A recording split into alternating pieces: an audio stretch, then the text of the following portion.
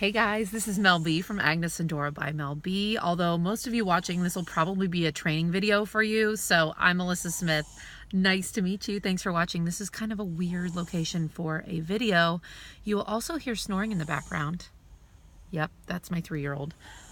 But I've been sitting here for an hour and I'm like, I got to do some sort of training or something. You got to get stuff done. When you're a work from home mama, full time, you got to know when to pick your moments. So that's my number one piece of advice, but that's not what this video is about. The video today is about Instagram and how you can use it for your business and how you can grow your following organically, not through paying someone to do it for you or doing tons of giveaways and all that.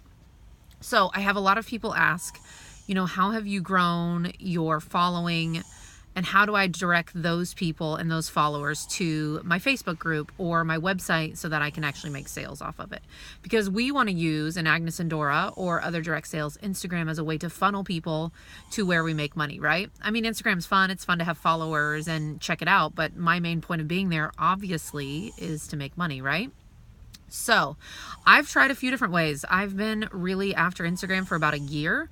I mean, I don't have a crazy following, but we're almost up to 3,500 for me, and that's really organically. So for me, I'm totally down with that. That's not doing a loop or a giveaway or anything like that. That's just me using the tools that I'm going to give you here to grow a following that actually cares in your content and likes it and reads it and will eventually shop with you. So my number one tip on Instagram right now is you should be using stories. If you're not using stories, you're missing out on a huge platform. Instagram's cool. There's a lot of pictures, but people are really going to get to know you on Instagram by talking on there, by being present on stories, giving little insight into your life like this. Where'd you go to eat? Like, what are you doing today? Post about your sales once in a while, but most of all, make it about you. Like, what are you up to? What makes you stand apart? Are you funny? Are you like me and you like to kind of make fun of yourself all the time and put sarcastic things? Make sure your Instagram stories is a mix of boomerangs, lives, still shots, videos. Mix it up. Make sure you're adding text sometimes. You don't have text other times. You don't want it to be all the same all the time. That gets a little bit repetitive and boring, right? Unless you're like, there is one girl I follow and she's amazing and she only ever talks on there, but she is a rare gem. So anyways, use stories. Number 2, be consistent with what your grid looks like. So your grid is your 9 squares, right? So there should be a color theme. There should be kind of a story theme. Are you alternating word pictures with like actual pictures? Are you always having like kind of a tan background or a blue background? Do you always have a pop of like coral? If you look at the bloggers and the Instagrammers who have huge followings, they are very consistent in how their pictures look. So that's my suggestion to you. Go look at someone that you follow on Instagram and see how their pictures all kind of line together and flow, and there's a color story there, not just random pictures throughout their day. So on top of that, number 3, you have to have good photos, okay? The photos have to be clear and crisp and beautiful on Instagram. That is how you get attention. My Instagram, my personal Instagram used to be just like random shots throughout the day, which is awesome. If you're using it for a personal reason, like who cares? Do whatever you want. But for business, the only way you're going to stand out from the rest of the Agnes and Dora retailers or the direct sales people in your business is by having pictures that stand out and pop. So whether that's getting a good camera or using your phone and then editing it with a great editing app like Snapseed or PicMonkey, these are all things you can just do on your phone right away. I love Snapseed, and I also love Camera Plus. Those are great apps that you can just edit right on your phone and make things look really crisp and clear, okay?